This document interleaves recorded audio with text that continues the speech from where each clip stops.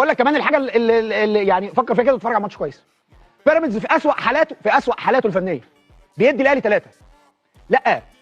لا ده ان كان بيدل على شيء الفرقه دي هتتفور فرقه النادي الاهلي هتتفور الموضوع كله على بعضه. وبعدين يا جماعه ما هي القصه كلها على بعضها ايه؟ دي فلسفتي في الحياه عموما يعني. اي حاجه في الدنيا ليها ثمن. هتوصل وتنجح فانت دفعت ثمن معاناه وشقه وشغل واستراتيجيه وافكار وترتيب اوراق وكذا وكذا وكذا، فهتوصل في الحته دي، فده طبيعي انت دفعت ثمنه هنا. خلاص كده؟ طيب هتعمل حاجات كتير غلط، قرارات كتير غلط، هتدفع ثمنها هنا. فالاهلي دلوقتي ده عن مجمل اعماله، كل ما يحدث في الاهلي اليوم عن مجمل اعماله. اللافت للنظر ان هذه الحاله ليست فقط عند جمهور النادي الاهلي. هذه الحاله موجوده بالتبعيه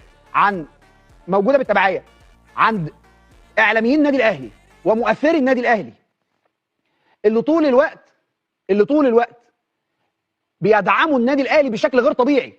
بس هي فكره دايما بستحضر كلام صديقي العزيز احمد عز في الحته دي، لانه قال له عنده جمله عبقريه قوي. انت لعيب مش عارف تباصي، انا هدعمك في ايه؟ انت بتقول لي ادعمك في ايه؟ ما انت مش عارف تباصي.